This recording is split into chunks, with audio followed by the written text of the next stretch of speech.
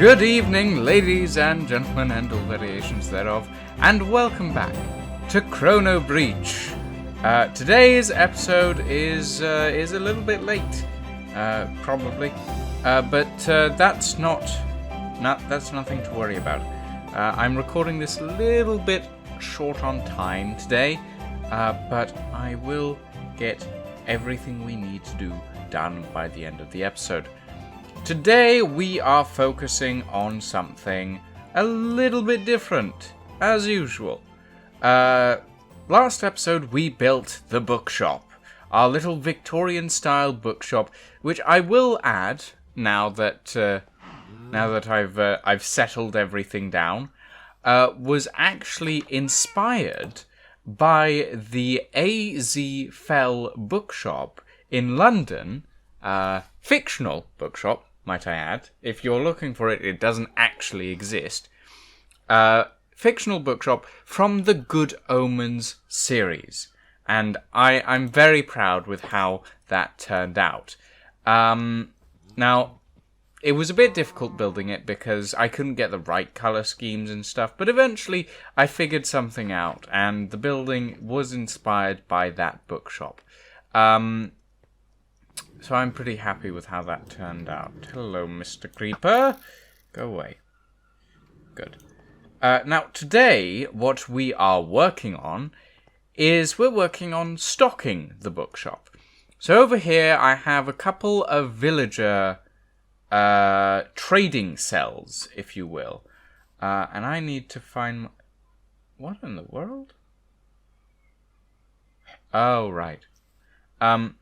Yeah, I need to find myself some clay so that I can put some flower pots in the back. Here we go. This should do nicely.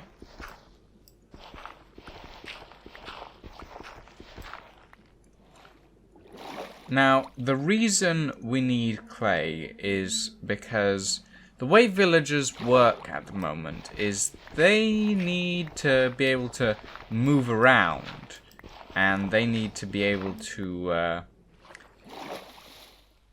be active, as it were, in order to continue trading and stuff. Now, I'm not sure if they need to sleep as well. That is something that we may have to change about this design later, but at the moment I'm not particularly worried about that. I'm going to stick this clay in my super smelter, get some bricks, and make some flower pots. There we go. The reason we need flower pots is because villagers... the way they function is they need essentially a 2-block wide space to work properly. But we don't want them moving too much. So I'm going to make us 3 flower pots. Stick that there, and that there. And like that, villagers will not be able to move into that space, but they'll still think they can. And that's the important part. The fact that the villagers think they can move there means that, technically speaking, they can move there, but they won't, because there is a block in the way. Now, I need to grab some soul sand and a bucket of water, and some kelp. Oh, and I need to grab a bunch of food as well, because I'm running out.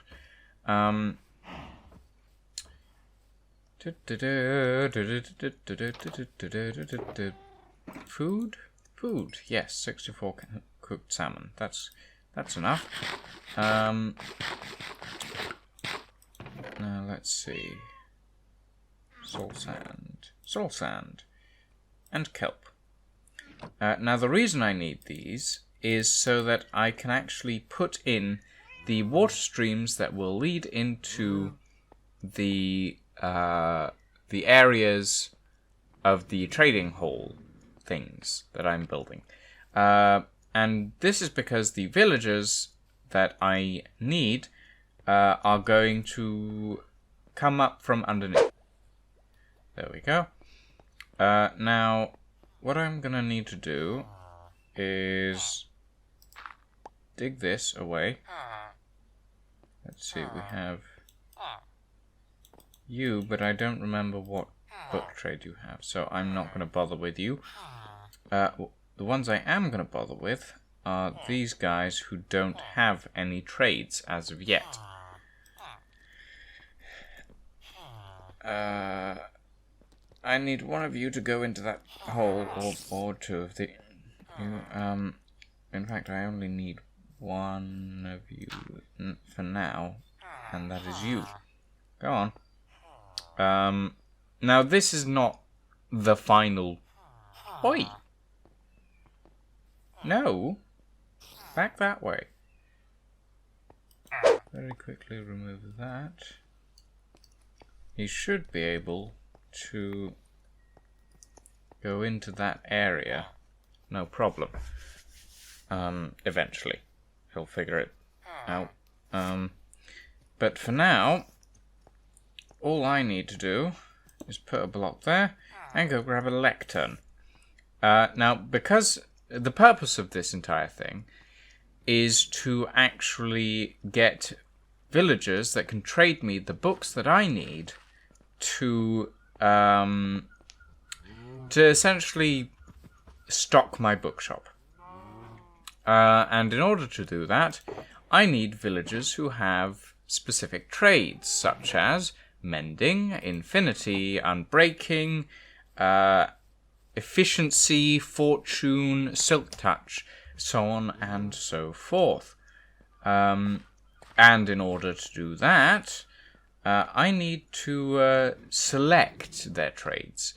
Now, in order to make a villager, or to choose a villager's specific trades, you need to essentially place and replace the specific thing that they need. Feather falling 2, not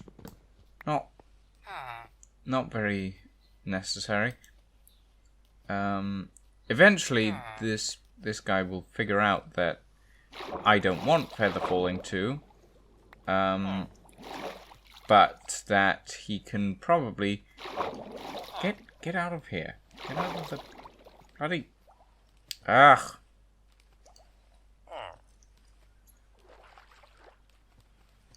Oh, God. Ah, there we go.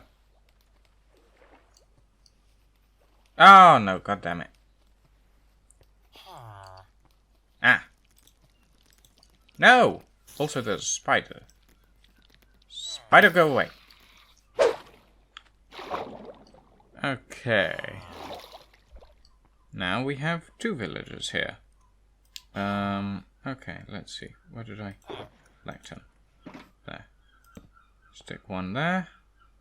You become a librarian. You have nothing to offer me. Stop being a librarian.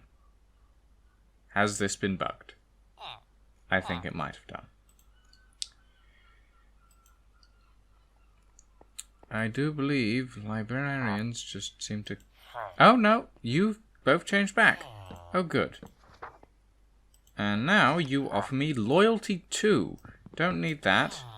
Thank you for trying. You're just the same. That's fine. Ah. So now we have this. And I'm going to spend the next couple of hours probably trying to find the right enchantments. And I will have you guys join me in a little bit. Ooh, flame. Don't need it. Well, ladies and gentlemen, no more than about 10 seconds after I finished recording that last clip, we got a Mending Villager. I'm very happy with that. 22 emeralds for a mending book? That is brilliant. This guy doesn't have anything good for me at the moment. That's fine. But this guy is mint condition mending villager. Yes, please. I'm going to go grab some emeralds and paper, actually, because we can trade paper for emeralds from him. What will you give me now? Frostwalker 1. No, not looking. Not interested. And now lure one. Now, nah, nothing. That's fine. Okay, that's good. I'm gonna quickly go and grab some stuff to lock in this guy's trade, because that is a fantastic trade. But after this is done, I need... what do I need? Let's see. I need some emeralds. Need to harvest all the sugarcane, turn it into paper. Like that, I can buy an emerald or two from him, and then sell them back to him for a mending book. Now, the first mending books I get, they're going to go to me, obviously. They're going to go on my weapons and stuff, and my armor and all of that. But after that, we are going to stock up on mending books. I'm going to spend a couple of hours just trading away. I might see if I can turn the other villager into a farmer. Get him to sell me some stuff. But yeah, I'll be back in a bit with some mending books and a nice quantity of other stuff, and hopefully we'll get the other types of books that we need as well. Fingers crossed. Let's get to it. Okay. It's been about 4 or 5 hours since the last clip. And in that time, I have gotten myself a veritable bounty of items. Now, at the moment, I have my sounds muted because this is very loud. If I just do this and that, there we go. Just needed to change my map levels to get the game to figure out where to send the audio. Okay. There we go. That's very loud, so I'm just going to turn that off for now. There we go. Now, what I've been doing is I've been essentially trading sugarcane for paper, crafting sugarcane into paper, then trading paper for emeralds, and then trading those emeralds for books. It's a never-ending process.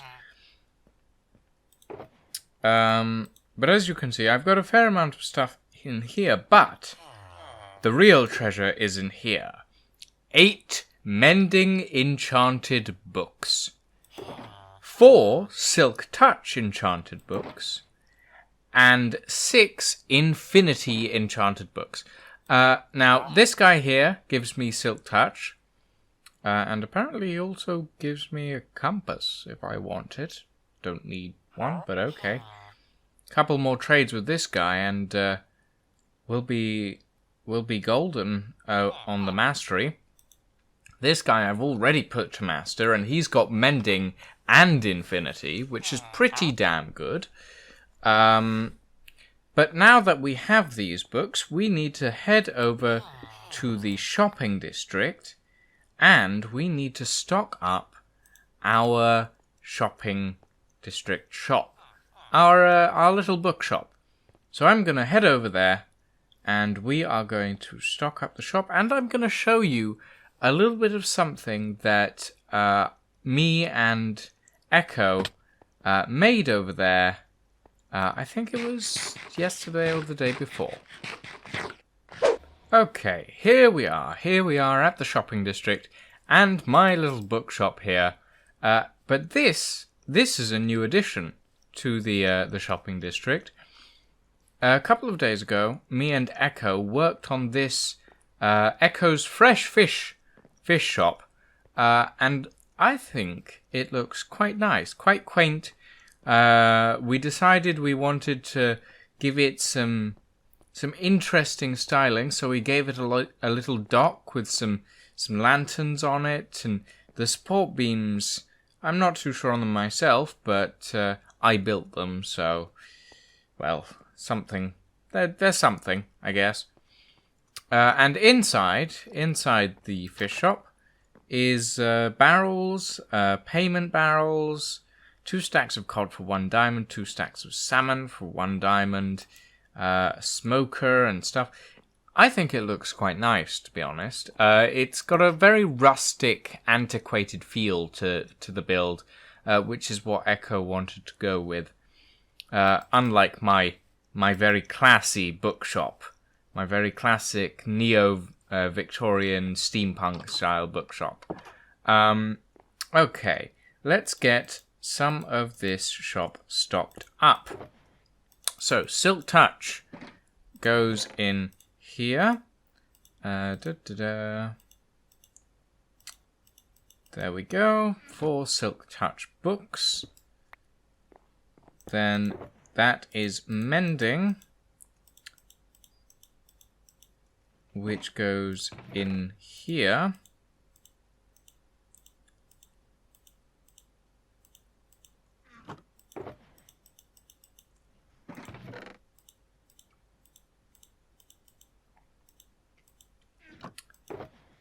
And I can get rid of that. And last but not least... Oh, no, bugger. Wrong chocolate box. It's this one. Infinity, which goes here. And 1, 2, 3, 4, 5, and 6. There we go. That is the bookshop all completely stocked. We still need to add the books in behind here, but that's fine. I will also add that the upstairs of the bookshop, the apartment above the bookshop, is actually complete. It has been completely done. All the walls are in. From the back of the building, it doesn't look as good, or from the back of the inset where the building would usually be. I still need to do a little bit of work here. Maybe cover it over with stone or put that pillar section up. But that's for another day. That is for another day. So, with that done, our bookshop is pretty much open and ready for business, which I am quite happy to say. Now, I do plan on adding in a semi-automatic payment system, where once you put your diamonds in this chest, you can press a button to confirm your payment, and it will take the diamonds out of the chest, stick them in a chest in the basement, and I can check profits there instead of having them in here, so that people don't know how much money I'm actually making. But we'll see about that at some point in the future. Now, eventually I am going to stock these 2 chests with assorted books. I don't know what exactly they will be. We do need fortune as well, and efficiency and unbreaking. But we have the big 3. Silk Touch, Infinity, and Mending. We have those 3 big enchants, and I'm gonna guess I'm gonna make a lot of diamonds off of this Mending enchantment shop. Not just Mending, but off of this bookshop. And we will see about that in the future. But, ladies and gentlemen, I'm afraid that is all I have time for today. If you enjoyed this episode, don't forget to leave a like and subscribe to the channel, and leave a comment as well. Comments are very much appreciated. I love seeing how all of you react to the videos. But yeah, that's all we have time for today. We shall see you all next time, where we are going to probably finish off or do some decorating work, actually, on the Guardian farm. Or we might do something slightly different. I don't know. But leave your feedback in the comments. It is very much appreciated. Thank you all very much for watching, and have a good night.